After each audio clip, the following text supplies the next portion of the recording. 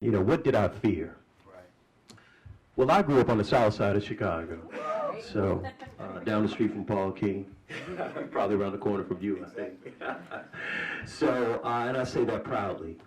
I say that proudly because I didn't necessarily fear anything except the wrath of my parents, quite honestly, right?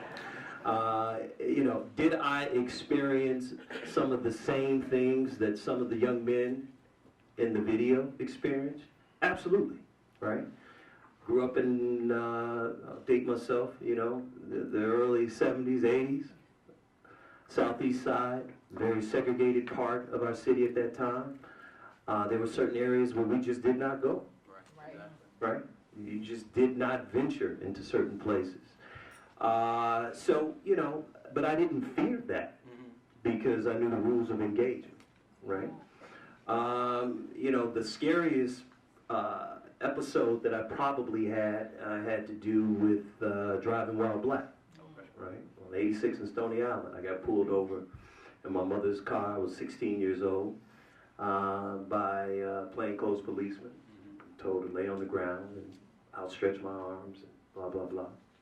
And it left a lasting impression on me, right?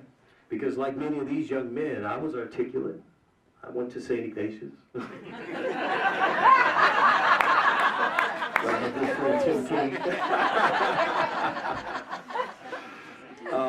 You know, I felt like, you know, I could navigate my way down the Dan Ryan through the various, you know, gang territories. I knew, you know, that. But it left a lasting impression because I realized that no matter where I went to high school or any of those things, how articulate I could be, I certainly was pulled over for a reason that I did not know. I was afraid because I did not know what would happen. Fortunately, things, you know, nothing happened. But, you know, I think that story is a story that many young black men and older men here in this audience have probably experienced one way or another. And I think the reality is that is a reality, right? And I think what the important lesson is about how to teach our young boys how to handle themselves in situations like that. And that's not always an easy conversation. It has to do with a lot of conversations that need to be had about how the world perceives you. There's an external way that you're perceived. How you internalize maybe some of the anger or fear that you may have at that moment.